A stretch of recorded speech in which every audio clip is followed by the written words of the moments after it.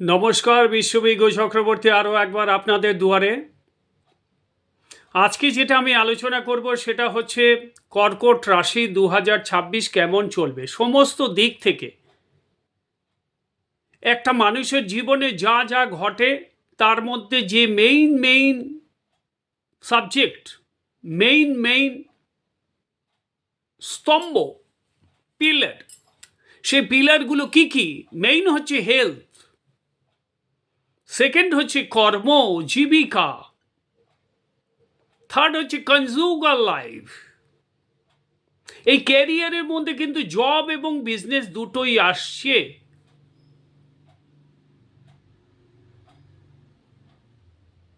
দুটোই আসবে। Conjugal life, second হচ্ছে সন্তান নিয়ে উদ্বিগ্ন, সন্তান চিন্তা, সন্তানের সাথে সুসম্পর্ক, বাড়ি গাড়ি হওয়ার কোনো চান্স আছে কি না, গুপ্ত শত্রুতায় কোনো জীবনের ক্ষতি হতে পারে কি না, আপনার কথাবার্তার মধ্যে যদি সামঞ্জস্যতা না থাকে সেক্ষেত্রে আপনার কি প্রবলেম আসতে পারে, what problem will be face, আপনি কি প্রবলেম ফেস করতে পারেন, it will be depends of your zodiac, ট্রানজিটে কোথায়, গোচরে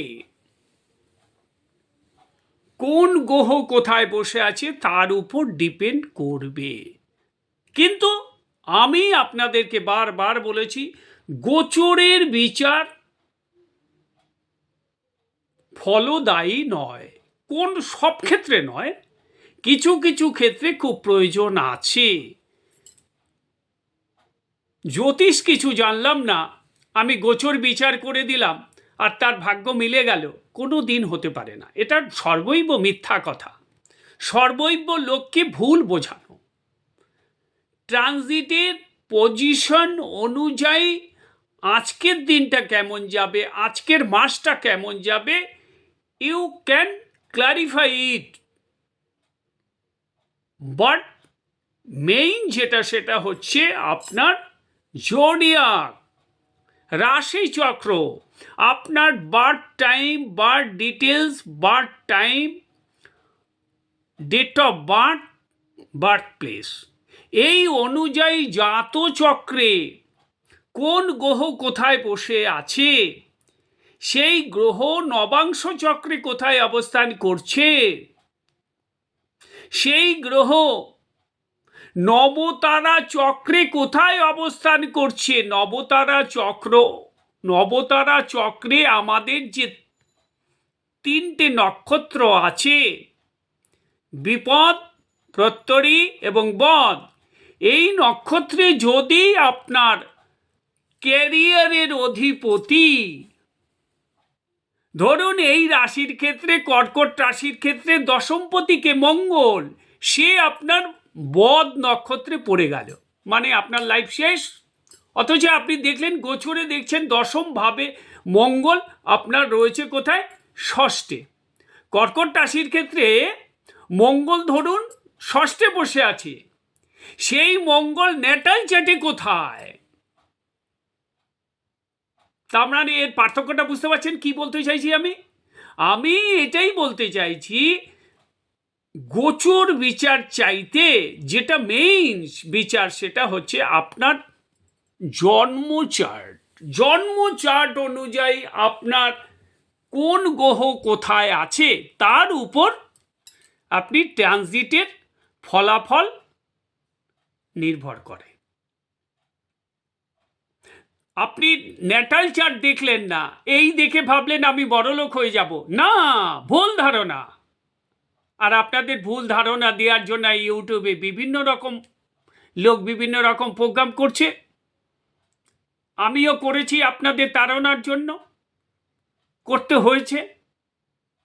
কিন্তু এটা কোনো বিষয় নয়, জ্যোতিষটাকে জানতে হবে। জ্যোতিষ যদি না জানো সেক্ষেত্রে তার কোনো গুরুত্ব নেই।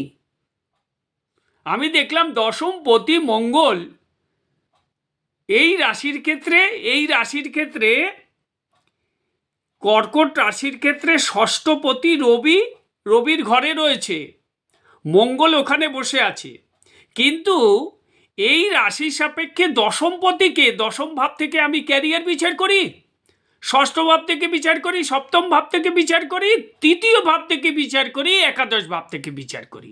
এতগুলো ভাব থেকে বিচার করবার পর আমি দেখছি নবতারা চক্র অনুযায়ী এবং দশা অনুযায়ী, দশা অন্তর্দশা অনুযায়ী আপনার যে গ্রহের পজিশন, নক্ষত্রের পজিশন, নক্ষত্রাধিপতির পজিশন, তাদের ডিগ্রির পজিশন, তারা দৃক্কানে কোথায় রয়েছে, এগুলো বিচার করলাম না, আর আমি দেখে বলে দিলাম এইটা হবে, মেলে না। ওই জন্যই জ্যোতিষের প্রতি মানুষের অনীহা। সেই দিন আমি নাম বলবো না, আমি নাম বলতে চাইছি না, একজন পশ্চিমবঙ্গের 2026-এর রেজাল্ট সম্বন্ধে বিভিন্ন রকম বক্তব্য রাখছেন। এগুলো কোনো গুরুত্ব আছে? আমি বারবার বলেছি এসবের কোনো গুরুত্ব হয় না। যার জন্ম তারিখেরই ঠিক নেই, সেটা দিয়ে কি বিচার করবেন আপনি পশ্চিমবঙ্গের? আর এগুলো অন্য জ্যোতিষ, এটা রাষ্ট্র জ্যোতিষ, এটা মুন্ডেন জ্যোতিষের মধ্যে পড়ে।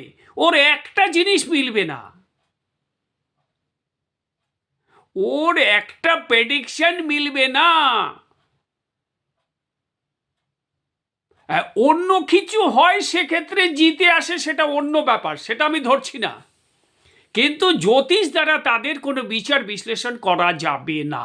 যে যতই বলুক, আমার প্রদেশের কোনো অ্যাস্ট্রোলজার বলুক বা ভিন্ন প্রদেশের কোনো অ্যাস্ট্রোলজার বলুক, সম্ভব না।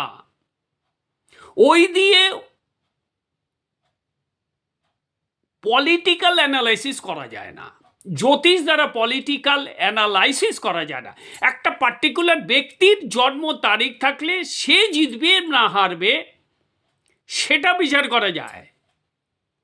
একটা পলিটিক্যাল লিডারের জন্ম তারিখ, জন্ম সময় যদি সে সঠিক দেন, সে তো সঠিক নাও দিতে পারে, সে তো আপনাকে বাজানোর জন্য দিতে পারে, এবং সে কখনোই ধরা দেয় না। পলিটিক্যাল নেতারা কখনোই সঠিক জন্ম তারিখ আপনাকে বলবে না। আগে আগে কে বলেছে সেটা জানি না, পলিটিক্যাল নেতারা বলবে না, অসুবিধা আছে তাদের, বলা যায় না, অনেক রকম সমস্যা রয়েছে, বলতে পারে না। বললে তার নিজের কোনো সমস্যা দেখা দিতে পারে, সেই জন্য বলবে না, মিথ্যা কথা বলে দেবে। বলবে 25শে ফেব্রুয়ারি, কিন্তু জন্ম হয়েছে 12ই মে। কি করে ধরবেন আপনি? তার ছক কি করে মিলাবেন? আর আপনি বলে দিচ্ছেন জিতবে, আপনি বলে দিচ্ছেন হারবে। এ হয় না কি কখনো? এগুলো হয় না, এগুলো মুন্ডেন জ্যোতিষের মধ্যে পড়ে। যাক, এটা আমি কথা প্রসঙ্গে বলে দিলাম। তাই কর্কট রাশির ক্ষেত্রে যেটা মেইন, সেটা হচ্ছে এই বছরটা কর্কট রাশির ক্ষেত্রে যেটা দেখাচ্ছে, কর্কট রাশি এই বছরে আমি বলে দিয়েছি, আমি দেখুন বলে দিয়েছি, আপনারা ফলো রাখবেন। কর্কট রাশির ক্ষেত্রে এই বছরটা মোটামুটি ভালোই আশা করা যায়। কর্কট রাশির ক্ষেত্রে মোটামুটি ভালো বলা যায়। তবে সেকেন্ড হাউসে যেহেতু কেতু অবস্থান করছেন এবং অষ্টম হাউসে রাহু অবস্থান করছে, রাহুদেব অবস্থান করছেন অষ্টম হাউসে এবং কেতুদেব অবস্থান করছেন সেকেন্ড হাউসে, সেই কারণে এই বছরে এই জাতক জাতিকাদের বাক শক্তির ক্ষেত্রে সমস্যা হবে, অ্যাক্সিডেন্ট হবে, ঋণ হবে,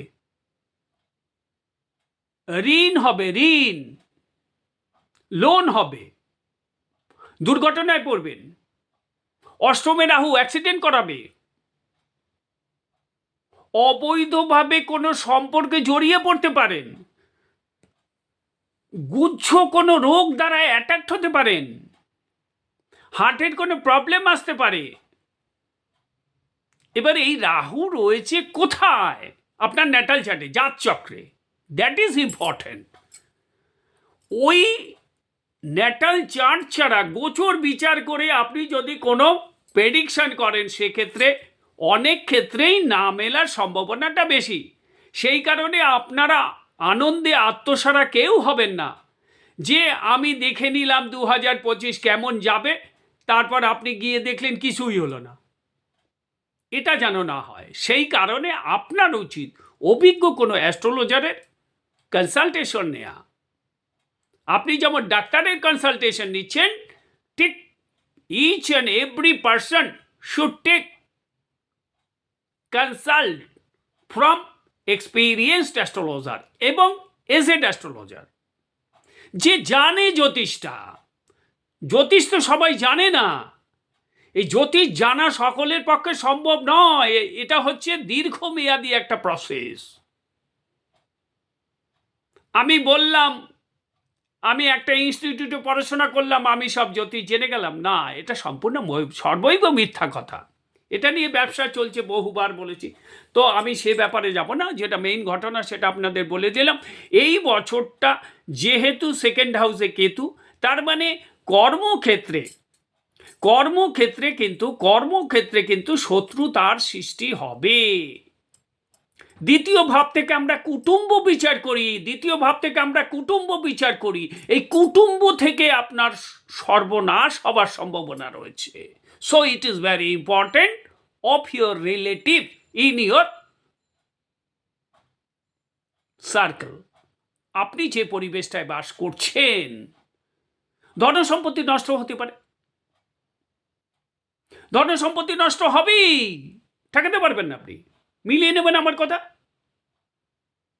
এই হচ্ছে সবচেয়ে বড় একটা ইম্পর্টেন্ট ম্যাটার। ভালো থাকবেন, আনন্দে থাকবেন। জয় মা, জয় জয় তারা।